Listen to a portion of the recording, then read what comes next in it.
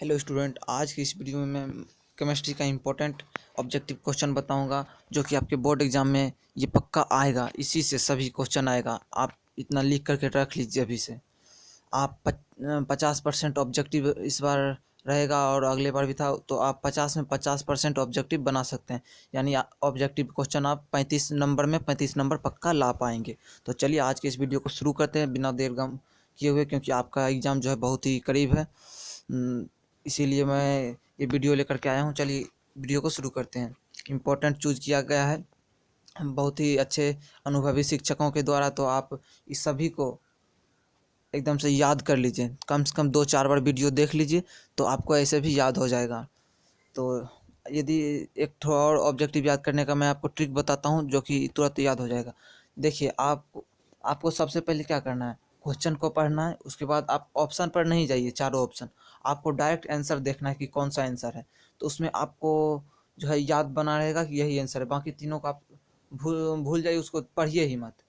जो आंसर है उसी को पढ़िए। मैं उसी तरह से आपको बताऊंगा ताकि आपके दिमाग में वो घुस जाए और अच्छे तरीके से घुस जाए, ताकि आप एग्ज़ाम दे करके कम से कम आए। तब तक तो आप नहीं भूलें, ऐसे तो आप भूलेंगे ही नहीं। तो चलिए शुरू करते हैं और बहुत ही जल्दी याद हो जाएगा। चलिए शुरू करते हैं इस वीडियो को। यह कपड़ा धोने का सोडा है, तो ये जो है Na2CO3 10H2O, ये है कपड़ा धोने का सोडा। इसका राइट आंसर होगा ऑप्शन ए। अगला क्वेश्चन आपका है बुझा हुआ चूना है। बुझा हुआ चूना है, तो इसका राइट आंसर हो जाएगा आपका सी नंबर, यानी CaOH का होल 2। तो चलिए अगला क्वेश्चन है बोरेक्स का रासायनिक नाम है। बोरेक्स का रासायनिक नाम क्या है? तो बोरेक्स का रासायनिक नाम जो है ये आप जानते होंगे, यहाँ है दोस्तों, सोडियम टेट्राबोरेट, ये है इसका रासायनिक नाम। तो चलिए अगला क्वेश्चन है। अगला, एड्स रोकने के लिए प्रयुक्त दवा है। एड्स को जो बीमारी है उसको रोकने के लिए प्रयुक्त दवा कौन सा है? तो ये है राइट आंसर इसका ए, यानी AZT।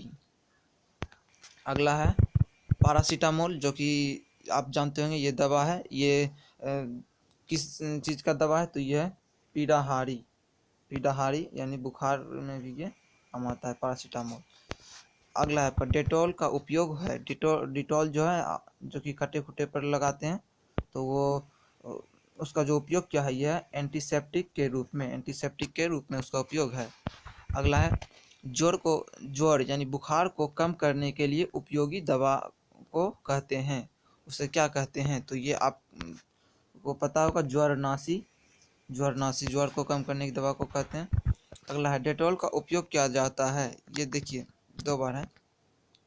यह प्रतिरोधी के रूप में किया जाता है। अगला, पेट में अत्यधिक अम्ल को बनने से रोका जा सकता है। ये इसका जो राइट आंसर है आपका, यह प्रति अम्ल। तो ये है क्वेश्चन इम्पोर्टेंट, आप इसी को रटना है अभी से। और आप इसके अलावा ऑब्जेक्टिव, किसी भी ऑब्जेक्टिव को मत देखिएगा, यही देखिएगा, यही आएगा। रतौंधी किस विटामिन की कमी से होता है? तो रतौंधी का जो बीमारी है ये विटामिन ए की कमी से होती है, जो कि ये राइट आंसर आपका होगा ऑप्शन बी। अगला है आपका ये सुक्रोज का सूत्र है। सुक्रोज का सूत्र कौन सा है? ये आपको पता होगा, C12H22 और O11। तो ये है सुक्रोज का सूत्र।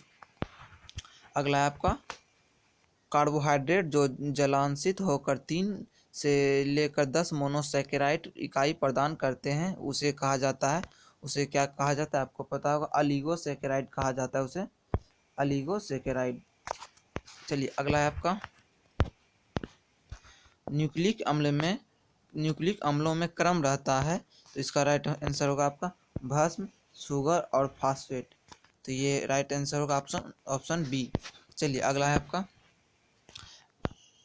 दोस्तों, ये इस वीडियो को आपको शुरू से अंत तक देखना है, बीच में बिल्कुल भी नहीं भागना है, नहीं तो घाटा आपको होने वाला है। इसमें तेरा घाटा, इसमें मेरा कुछ नहीं जाता। चलिए अगला है एंजाइम क्या है? तो एंजाइम है प्रोटीन। एंजाइम जो है प्रोटीन है। अगला है आपका C3H9N से बनने वाले बहुलक की संख्या है, तो इसका जो राइट आंसर होगा ऑप्शन सी होगा, यानी 4। अगला है प्राकृतिक रबर किसका बहुलक है, प्राकृतिक रबर किसका बहुलक है, तो ये जो आपको पता होगा आइसोप्रीन का बहुलक है। अगला है बुना एन तथा बुना ब्यूना एस है, ये क्या है, ये है संश्लेषित रबर, यह है संश्लेषित रबर। तो अगला क्वेश्चन आपका है पॉलीथीन एक बहुलक है, तो आपको पता होगा बहुत से एथीन, पॉली का मतलब होता है बहुत से, यानी बहुत से एथीन को मिलाकर पॉलीथीन बनाया जाता है, पॉलीथीन। तो इसका जो राइट आंसर होगा इथीन का बहुलक है, इथेन नहीं एथीन, इथीन होता है, इथीन का बहुलक है पॉलीथीन। आपका अगला क्वेश्चन है ग्लूकोज है, तो इसका राइट आंसर ये क्या है, हेक्सोज है, ग्लूकोज जो है हेक्सोज है, इसका राइट आंसर डी होगा। अगला विटामिन कौन सा विटामिन की कमी से रतौंधी होता है, तो इसका जो राइट आंसर होगा आपका ये होगा राइट आंसर, विटामिन ए की कमी से रतौंधी नामक रोग होता है, जो कि आँख का रोग है। अगला है बेंजीन का सरल सूत्र है C6H6, यह है बेंजीन का सरल सूत्र।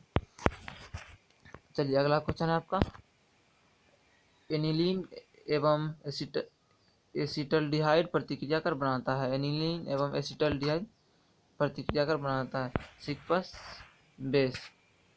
अगला है बेंजीन का सरल सूत्र है, बेंजीन का सरल सूत्र जो है ऑप्शन सी है C6H6, इसमें गलत दिया हुआ है ऑप्शन ए, ये नहीं होगा। चलिए अगला क्वेश्चन है आपका एल्कोहल का क्रियाशील मूलक है, इसका जो राइट आंसर होगा OH होगा, एल्कोहल का क्रियाशील मूलक जो है OH है, इसका राइट आंसर डी होगा। अगला है आपका मिथेनॉल, मिथेनॉल का सूत्र है, मिथेनॉल का सूत्र है ये, इसका राइट आंसर होगा CH3OH, ये मिथेनॉल का सूत्र है।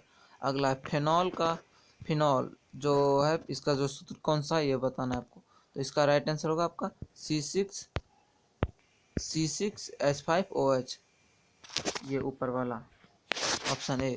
चलिए अगला क्वेश्चन है, अगला है ये CH3OC2H5 का IUPAC नाम है, तो इसका जो राइट आंसर है ऑप्शन जितना भी है इसमें से एक भी नहीं है, तो इसका ऑप्शन डी राइट आंसर हो जाएगा। अगला है CH4 में सिग्मा बंधनों की संख्या है, CH4 में सिग्मा बंधनों की संख्या 4 है।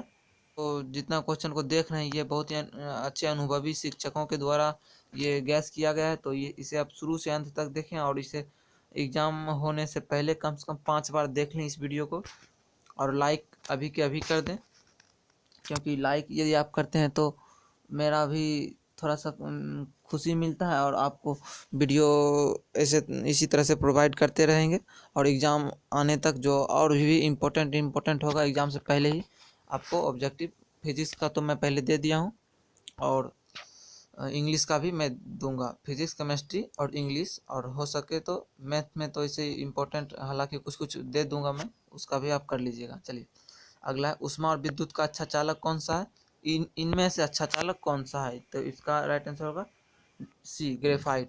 यदि आपको ऐसे पूछा जाए कि और इसमें चांदी रहता तो सबसे अच्छा जो है ऊष्मा विद्युत का चालक जो है वो चांदी है। चलिए अगला क्वेश्चन है आपका निम्नलिखित अपरूपों में कार्बन का सर्वाधिक प्रतिशत अधिकतम है, तो इसका जो है राइट आंसर होगा सी, यानी ग्रेफाइट में कार्बन का प्रतिशत अधिकतम है। अगला है हीरे में कार्बन का संकरण है, तो हीरा में जो कार्बन का संकरण है वो है sp3, तो इसका राइट आंसर ये हो जाएगा sp3, ये हो जाएगा इसका राइट आंसर। चलिए अगला है कार्बनिक यौगिक में तत्व उपस्थित होना चाहिए, कार्बनिक यौगिक में तत्व उपस्थित होना चाहिए क्या, तो ये है कार्बन का तत्व उपस्थित होना चाहिए, इसका राइट आंसर ये हो जाएगा। चलिए अगला क्वेश्चन है एल्कीन निम्न में से कौन अभिक्रिया देता है, तो ये जो है ये ए और बी यानी योगात्मक और प्रतिस्थापन दो अभिक्रिया देती है, इसीलिए से इसका जो राइट आंसर है आपका ऑप्शन सी जो है सही हो जाएगा, ये आपका राइट आंसर हो जाएगा। चलिए अगला क्वेश्चन जो है आपका कार्बन कार्बन एकल बंधन की लंबाई होती है, तो कार्बन कार्बन एकल बंधन की लंबाई जो होती है वो होती है ये 1.54 और एंगस्ट्रम, ये जो ए पर पावर 0 इसे एंगस्ट्रम पढ़ते हैं, तो चलिए अगला क्वेश्चन आपका है, कार्बन की संयोजकता होती है, कार्बन की जो संयोजकता है वो कितनी होती है, वो जो है 4 होती है। ऑप्शन डी इसका राइट आंसर हो जाएगा। अगला है आपका, कार्बनिक ठोस की शुद्धता का लक्षण है, कार्बनिक ठोस की शुद्धता का कौन सा लक्षण है, तो इसका जो राइट आंसर हो जाएगा आपका गलनांक इसका लक्षण है।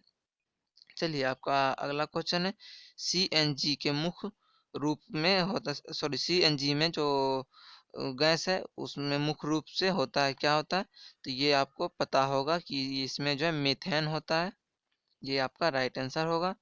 चलिए अगला क्वेश्चन आपका ये है कि 3 FeCN का होल 6 एक है, तो ये एक क्या है, तो ये है उपसंयोजक यौगिक है ये, तो इसका राइट आंसर ये हो जाएगा बी नंबर। अगला है आपका ये, तो इसका जो है K4FeCN का होल 6 में Fe का ऑक्सीडेशन संख्या पूछ रहा है, ऑक्सीडेशन नंबर, तो इसका जो राइट आंसर है आपका, मैं इसको लॉन्ग में नहीं बताऊंगा अभी निकालने के लिए, आप जानते होंगे निकालने के लिए, मैं लॉन्ग में यदि इसको निकालने के लिए बताऊंगा तो वीडियो बहुत लॉन्ग हो जाएगा, इसीलिए इसको इतना ही बता देता हूँ। इसका राइट आंसर ये हो जाएगा A+2।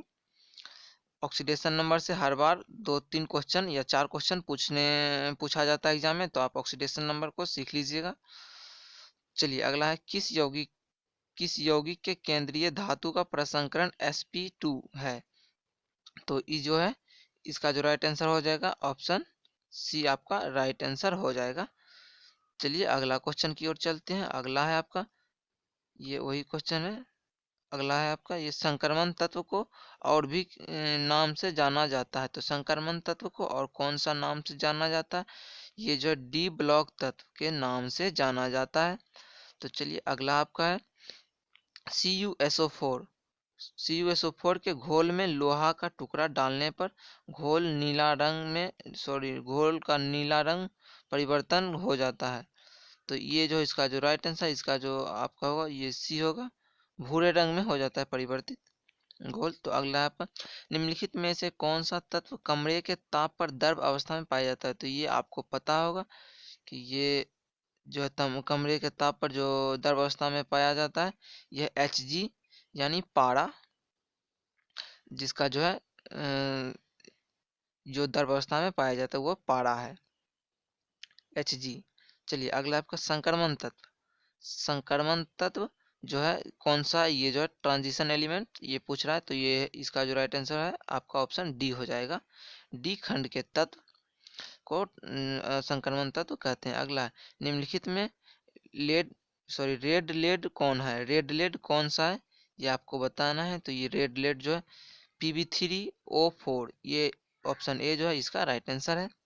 चलिए अगला क्वेश्चन है, डी ऑर्बिटल का आकार होता है, तो डी ऑर्बिटल का जो आकार है वो कैसा होता है, तो वो आपको पता होगा कि डी ऑर्बिटल का जो आकार है वो डबल डम्बेल होता है।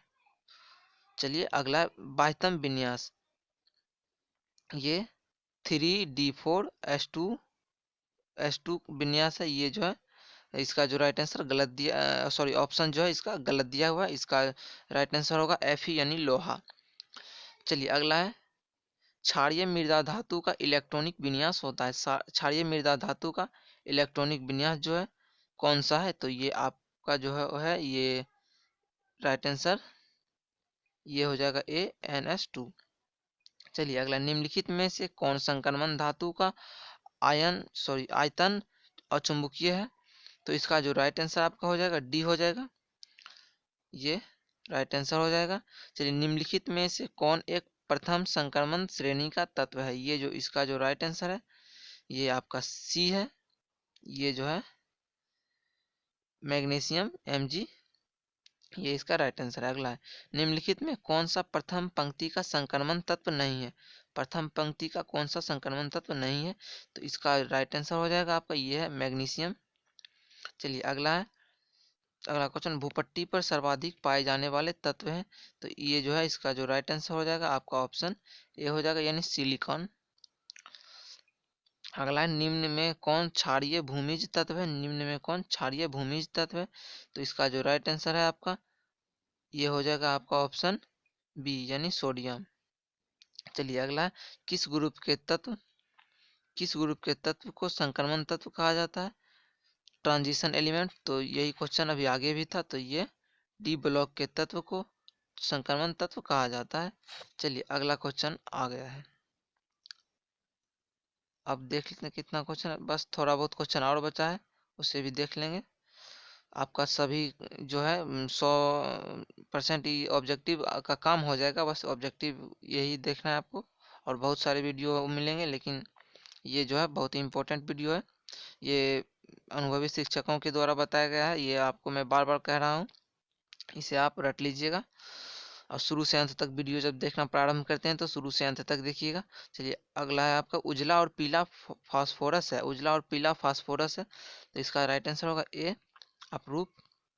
उजला और पीला, सॉरी, उजला और पीला फास्फोरस है, अप्रूव हो जाएगा इसका राइट आंसर। अगला नाइट्रिक अम्ल तैयार किया जाता है, तो ये है ओस्टवाल्ट विधि द्वारा नाइट्रिक अम्ल तैयार किया जाता है। चलिए अगला है आवर्त सारणी में द्वितीय आवर्त में तत्व की संख्या होती है, तो इसका राइट आंसर आपका जो ये हो जाएगा ऑप्शन बी, 8 होती है। अगला नाइट्रिक अम्ल का सूत्र है, तो नाइट्रिक अम्ल का सूत्र जो है ये आपको पता होगा HNO3, ये कई बार पूछा गया, ये भी इम्पोर्टेंट है, सभी इम्पोर्टेंट है इसमें, तो सभी को आप याद कर लीजिएगा। 5 बार कम से कम वीडियो देख लीजिएगा तो अच्छा तरह से आपको याद हो जाएगा, आप भूलिएगा नहीं। तो आप इस वीडियो को अभी तक लाइक नहीं किए तो लाइक कर दें, और चैनल को सब्सक्राइब करके बेल आइकन को दबा दें, ताकि मैं आपको बिहार बोर्ड से रिलेटेड या और भी कई सारे वीडियो इम्पोर्टेंट आपको पढ़ाई से रिलेटेड देते रहें। चलिए अगला है, सब्सक्राइब करने का कोई भी पैसा कुछ भी नहीं लगता है, फ्री में होता है, तो आपको ये सब तो पता ही होगा। चलिए अगला हीलियम का सूत्र है। हीलियम का जो सूत्र है वो है ये HE, ये इसका राइट आंसर हो जाएगा। चलिए अगला PCl5 एक है, तो ये क्या है, एक, तो ये है ऑक्सीकारक। चलिए अगला है किस यौगिक का द्विध्रुव आघूर्ण सबसे अधिक होता है? किस यौगिक का द्विध्रुव आघूर्ण सबसे अधिक होता है? तो इसका जो राइट आंसर होगा आपका HF, इसका जो द्विध्रुव आघूर्ण है वो सबसे अधिक होता है। अगला निम्नलिखित में कौन सी गैस एकल परमाणविक है? तो इसका जो राइट आंसर है आपका हो जाएगा बी, यानी हीलियम जो है एकल परमाणविक है, उसके परमाणु संख्या 1 होती है। तो चलिए अगला है आपका निम्नलिखित में कौन सी गैस जल पर एकत्रित नहीं की जा सकती है? तो इसका जो राइट आंसर हो जाएगा आपका, इसका ये हो जाएगा SO2, ये जल पर एकत्रित नहीं किए जा सकती है। अगला आवर्त सारणी के ग्रुप फर्स्ट के तत्व को जाना जाता है, तो ये किससे जाना जाता है? ये क्षारीय धातु के नाम से जाना जाता है। तो यही क्वेश्चन को घुमा फिरा के 3 बार कम से कम इस वीडियो में भी हो गया, और ये पूछा भी जाता है बहुत बार, इसीलिए मैं इसको 3 बार दे दिया हूँ। चलिए अगला ओलियम में H2SO4 के साथ कौन सा अवयव उपस्थित है? ओलियम में, तो इसका जो राइट आंसर आपका हो जाएगा ये हो जाएगा ये SO2, ये इसका राइट आंसर हो जाएगा ऑप्शन ए। चलिए अगला क्वेश्चन आपका नाइट्रोजन और ऑक्सीजन है। नाइट्रोजन और ऑक्सीजन क्या है? तो नाइट्रोजन और ऑक्सीजन जो है, सॉरी, ये इसका जो है ओलियम में H2SO4, तो इसका जो राइट आंसर होगा SO3 है। अगला है नाइट्रोजन और ऑक्सीजन है, तो इसका जो राइट आंसर हो जाएगा नाइट्रोजन और ऑक्सीजन क्या है, तो ये आपको पता होगा कि ये अधातु है। अधातु इसका राइट आंसर भी हो जाएगा। इनमें से कौन अधिक लुईस अम्ल है? इनमें से कौन अधिकतम लुईस अम्ल है? तो इसका राइट आंसर सी हो जाएगा, Bl3, सॉरी Bi3 है। अगला है Na2SO2O3 प्लस I2, तो Y के स्थान पर क्या भरा जाएगा, यही पूछ रहा है। तो Y के स्थान पर जो भरा जाएगा, ये तो क्वेश्चन कटा हुआ है, तो Na2SO, तो इसमें भरा जाएगा ये बी नंबर इसका भरा जाएगा। चलिए अगला निम्नलिखित में सबसे प्रबल अम्ल कौन सा है? तो इसका जो राइट आंसर है आपका ऑप्शन डी हो जाएगा, यानी Bl3 सबसे प्रबल अम्ल है। अगला है SF6 में सल्फर का ऑक्सीडेशन नंबर, जो ऑक्सीकरण अवस्था है वो क्या है? तो उसका राइट आंसर हो जाएगा ए, यानी +6, इसका राइट आंसर है। अगला है PCl5 का ज्यामितीय आकार होता है, तो इसका जो राइट आंसर होगा ट्राइगोनल, ट्राइगोनल बाइपिरामिड मिडिल, ये जो है इसका राइट आंसर हो जाएगा ट्राइगोनल पाइपिरामिडिल। चलिए अगला है आपका, निम्नलिखित में कौन पी ब्लॉक का तत्व नहीं है? पी ब्लॉक तत्व कौन सा नहीं है? इसका राइट आंसर हो जाएगा सी, मैग्नीशियम जो पी ब्लॉक का तत्व नहीं है। Mg यहाँ आपको दिख रहा होगा ऑप्शन। चलिए C2 अणु में, C2 अणु में पाई और सिग्मा बंधन की संख्या होती है, तो इसका राइट आंसर हो जाएगा पाई बंधन की संख्या भी एक होती है और और सिग्मा बंधनों की भी संख्या एक होती है। देखिए मैं आपको इसको बता देता हूँ अच्छी तरीके से। ये सी और ये सी, इन दोनों के बीच दो दो डबल बॉन्ड है, तो इसमें जो है एक पाई होता है, एक पाई बंद होता है, और एक जो है ये सिग्मा बंद होता है। सॉरी एक ये जो मैं बताया ये सिग्मा है और ये पाई से कहा जाता है, ये पाई और सिग्मा, तो यही है। अगला है किस अणु का द्विध्रुव आघूर्ण शून्य होता है? ये जो है BF3 का जो है द्विध्रुव आघूर्ण शून्य होता है। अगला इंपॉर्टेंट क्वेश्चन देख लेते हैं, निम्नलिखित में सबसे कम भास्मिक है, तो इसका जो राइट आंसर है आपका सी हो जाएगा, Ni3। अगला है आपका H2SO4 है, तो H2SO4 क्या है? ये है अम्ल है। अगला है सल्फाइड अयस्क का समाहरण किया जाता है, तो फैन उत्प्लावन विधि के द्वारा किया जाता है। अगला है सोडियम आवर्त सारणी के किस ग्रुप का सदस्य है? तो ये जो ग्रुप फर्स्ट का सदस्य है। अगला क्वेश्चन है आपका, अगला है निम्नलिखित में कौन सी धातु विद्युत विच्छेदन